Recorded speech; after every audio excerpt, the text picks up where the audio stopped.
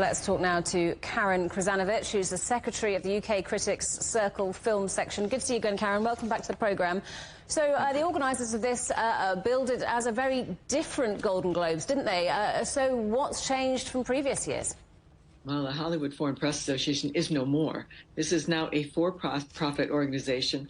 I didn't get the viewing figures, but they are making this show to make it successful and financially successful. And it's interesting that Robert Downey Jr. says journalists in sort of quotation marks, because a lot of the influx of the old press that they've pushed out are not journalists indeed. A lot of them are from around the world. Some are from the International Critics Association for Presky.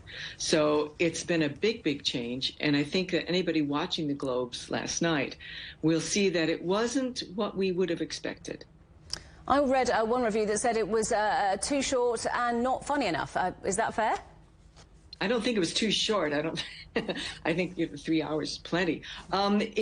It wasn't funny, and the Globes is generally funny because it's awkward and chaotic, and you always expect something very strange to happen, and something that seems like there's been some backhanders going on. There's always seemed to be some dirty deals with the Hollywood Foreign Press previously, and they've been scandal-ridden for years and years. So this is the clean version of it, and I think that means that the awards are, I think, very good. I mean, they're awards that I approve of. The actual award winners. I think it does seem very safe and very boring for a lot of people. It's not what they expected from the Globes.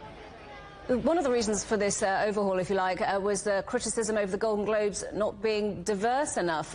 Did it do better this year? Yes, I think it did, and I think it's made an effort in that respect to add a much more diverse background. I mean, don't forget, I think 10 years ago they took a survey of the Oscars, Oscar members, voting members, and they were mostly male, white, and over 60. Now you have to remember there is no, as far as I know, there's no crossover between the voters of the Golden Globes and the voters of the Oscars. So the Oscars could be completely different to what the Globes have presented last night. And one issue from 2023 that this rather put an end to was the big Oppenheimer debate, because Barbie didn't do as well as expected, but Oppenheimer did. Well, that's true, and I think that's because Oppenheimer is really a masterpiece. I mean, from script to the visual effects to the performances, the cast, the directing, the writing, it's phenomenal. It's an important period piece. There's quite a few important films this year.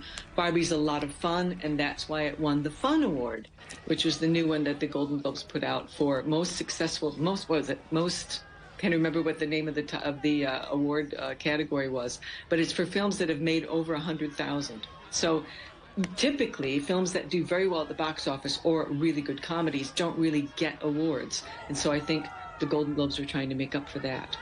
But both of those huge movies ended up losing out to a French film in the screenplay category. Well, I think that shows the influx of more actual foreign-based voters. It used to be that you had to be based in the LA area, and now you can be globally based. So there are a lot of, as I said, for Presky, which is the International Film Critics Association, to which I'm a member, a lot of those voters have seen Anatomy of a Fall at Cannes, where it won the Palme d'Or, and I think that script is very, very solid. If you like a plot, that's your script. Karen, great to talk to you as always. Thank you for joining us. That's Karen Krizanovich, Secretary of the UK Critics Circle Film Section.